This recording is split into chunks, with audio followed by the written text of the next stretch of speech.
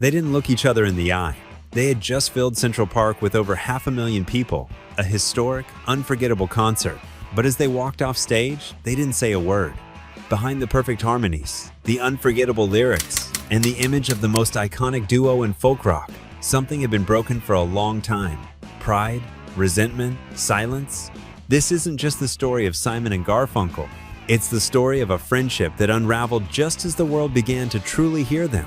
A relationship shaped by talent, yes, but also by ego, distance, and everything left unsaid.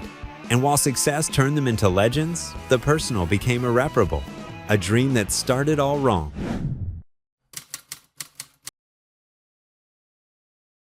Hello, darkness, my old friend. Beneath the halo of a street lamp. In 1964, two young musicians walked into a recording studio with dreams of changing the world. They walked out heartbroken.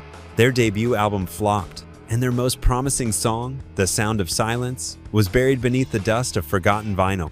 Paul Simon and Art Garfunkel weren't naive amateurs lacking talent. They were lifelong friends, childhood companions, bound by a musical connection that started long before that failed attempt.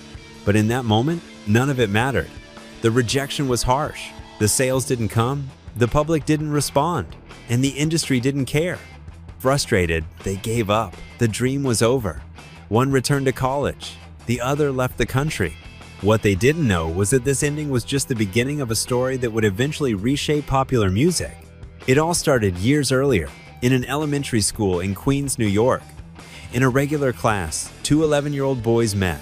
One was quiet, analytical. The other, more of a dreamer, had a voice that stood out, even in the hallways. Paul and Art became instant friends. What brought them together wasn't sports or video games. It was the radio. Back then, music was everywhere. The streets echoed with early rock, rebellious folk, and dreams pressed onto vinyl. In that world, these two kids started singing together. They spent hours perfecting harmonies, writing lyrics, and imagining stages they weren't even sure existed yet. Their biggest inspiration was the Everly Brothers. Paul and Art didn't just copy their sound, they studied it. Every vocal blend, every pause, every shift in harmony. Paul was always the technician. Precise, obsessive. Art had the gift, a voice so pure, it seemed effortless. At just 15, they recorded their first song, Hey School Girl. It was simple, playful, but it had something fresh. They laid it down at a tiny studio in Manhattan, where a producer happened to hear them by chance. He offered them a record deal under a small label, and just like that, Tom and Jerry was born.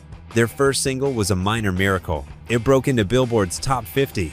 They sold over 100,000 copies and even made a television appearance. For two neighborhood kids, it was like touching the stars. But, as often happens, early success led to rushed decisions. The producer saw potential in Paul alone.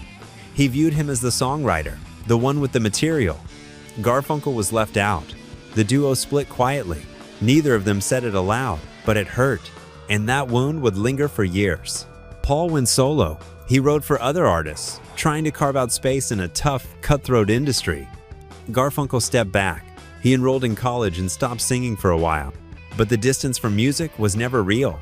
It was more of a pause, a way to shield himself from the blow.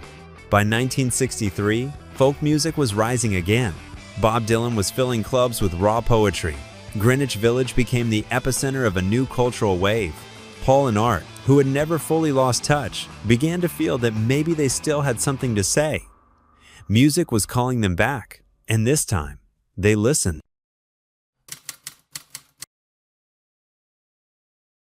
Hello, darkness, my old friend. Beneath the halo of a street lamp. They found each other again, guitars in hand, with no promises, no big expectations, just the music. They started playing in small clubs in the village, surrounded by smoke, crowded tables, and an audience that didn't applaud out of politeness. There, sounding good wasn't enough. You had to move people, or they'd forget you in the next second. Little by little, they refined their style. They left behind the youthful sound of Tom and Jerry. Now they were simply Paul Simon and Art Garfunkel, young adults with scars and a more mature, more introspective way of singing. Paul's lyrics grew more philosophical, more raw. and Art's voice elevated them effortlessly, as if each verse had belonged to him before it was even written. It was on one of those nights, in one of those clubs, that a key figure crossed their path: Tom Wilson, producer at Columbia Records. He wasn't just anyone. He had worked with Dylan, and when he heard Simon and Garfunkel, something made him stop. They weren't loud or theatrical, but they had a chemistry that was hard to ignore. Wilson signed them, gave them a second chance. They walked into the studio with quiet excitement, recorded an acoustic album, simple, direct. They called it Wednesday Morning, 3 a.m. The title already hinted at who they were. Two guys trying to find their place in a world that moved too fast. The record came out in 1964. It didn't sell, barely a few copies. Radio stations ignored it, the public didn't connect, and Columbia lost money. Once again, another door shut in their face. No fights, no complaints, just disappointment. Paul, always the restless one, decided to leave. He went to England, playing in pubs and writing songs. Art went back to school. They both felt that, once again, they had arrived too late to the right moment. But fate, or the creative chaos of a studio, had other plans. Without telling them, Tom Wilson returned to one of the songs from the album, The Sound of Silence. He was fascinated by its lyrics, that dark poem about disconnection in a society already starting to drown in noise and superficiality. The song had something, but it was missing a spark. Inspired by Dylan's new sound, he decided to run an experiment. He took the original recording, purely acoustic, and added electric guitars, bass, and drums. He didn't ask for permission. He didn't consult them. He just did it. When the new version started playing on college radio stations in the Northeast, something unexpected happened. Columbia's phone started ringing, programmers asking for more copies, audiences wanting to know who those two guys were, singing about silence like it was a modern curse. In just a few weeks, The Sound of Silence became a phenomenon. It climbed the Billboard charts all the way to #1 in January 1966. By then, Paul Simon was still in England, unaware. Art Garfunkel was studying algebra, completely disconnected from the storm that was starting to build around them. Columbia called them right away, offered them a return. But this time, not as a promise, this time as a phenomenon. They were no longer the kids chasing success. Now they were the ones who came back without even trying, and that changed everything.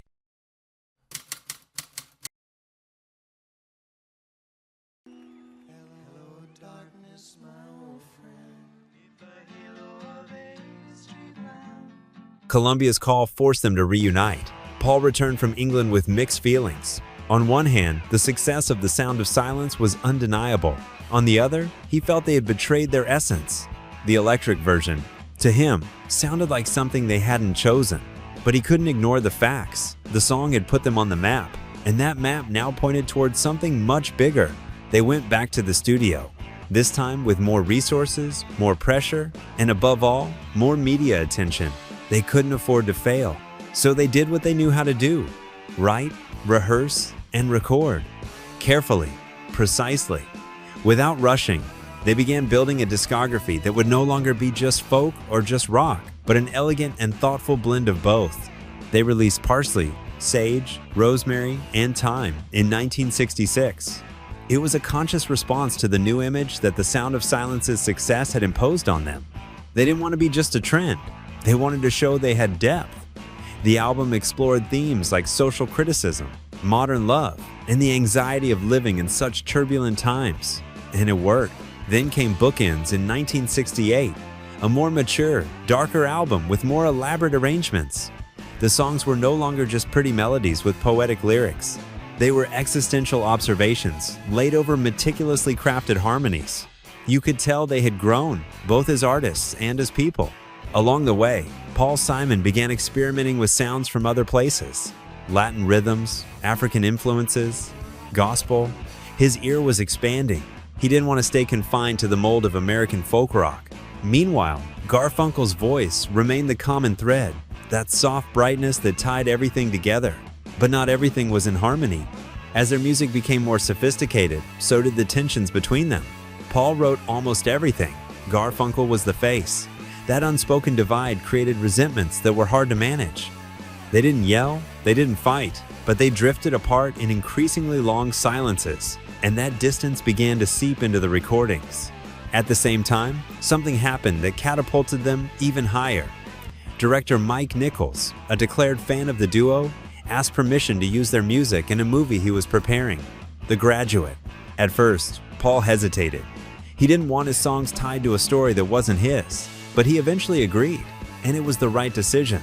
The inclusion of songs like Scarborough Fair and especially Mrs. Robinson in the soundtrack transformed the reach of their music.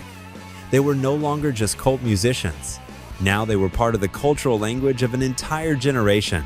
Mrs. Robinson became an anthem. It won the Grammy for Record of the Year and marked a turning point. The duo had become something bigger than themselves. It seemed like everything was going up, but what no one knew was that behind the success, the internal fracture was growing.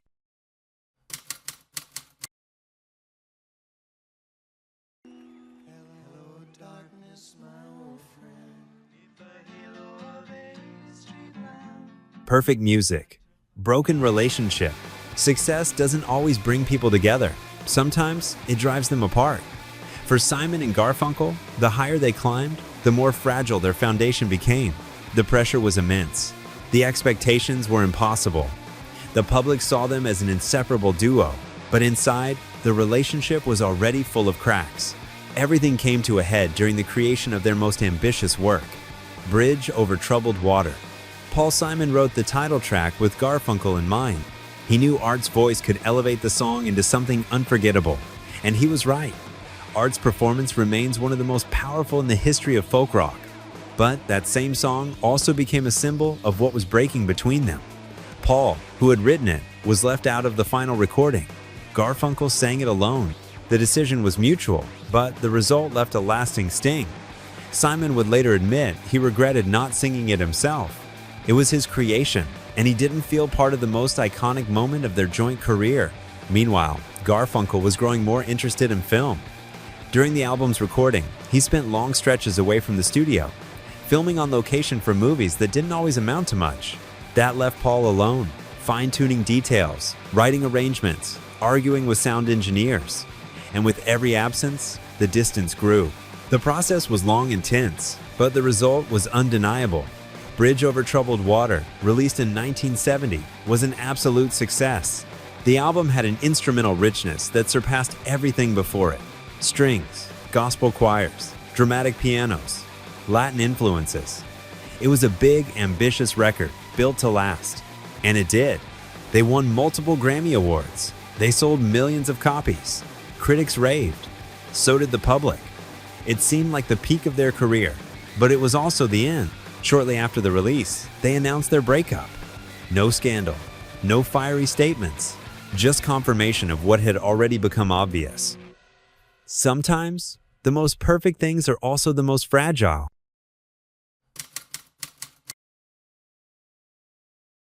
Hello, darkness, my old friend. Deep a halo of a street lamp. After the breakup, they each went their separate ways. Paul Simon, always more restless and prolific, dove headfirst into his solo career. He experimented with African rhythms, Brazilian music, reggae, jazz. He wanted to prove something to himself, and he did. His album, Graceland, became a classic in its own right, broke cultural barriers, and won awards all over the world.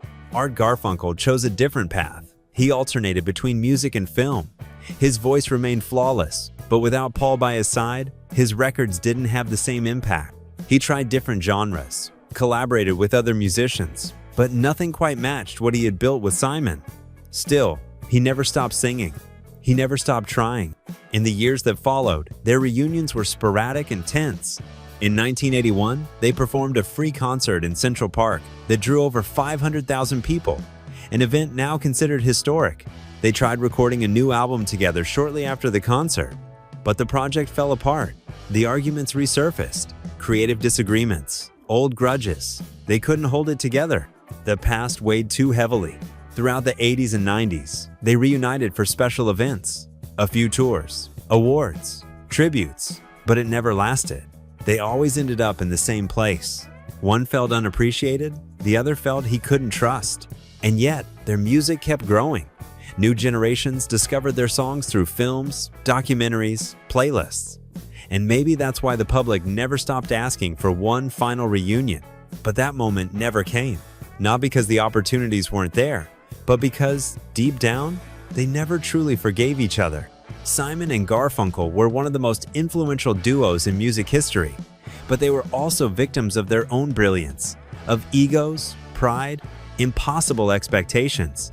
What they built together was so powerful that any solo attempt felt like a shadow. And in the end, what the story of Simon and Garfunkel leaves us with isn't just music. It's a lesson. Not one with a clear moral, but one that lingers in your mind. Because yes, they were talented, unique, brilliant, but also human, with insecurities, pride, silences that spoke louder than 1,000 words. And that makes them real, not heroes, not untouchable myths, just people who dreamed together and couldn't stay together when the dream became real. Now it's your turn. Do you think Simon and Garfunkel would have gone as far if they hadn't split up? Let us know in the comments. We'd love to hear from you. And if you enjoyed this trip through time, don't forget to like, subscribe, and hit the bell icon. We'll see you in the next video, where music is always eternal.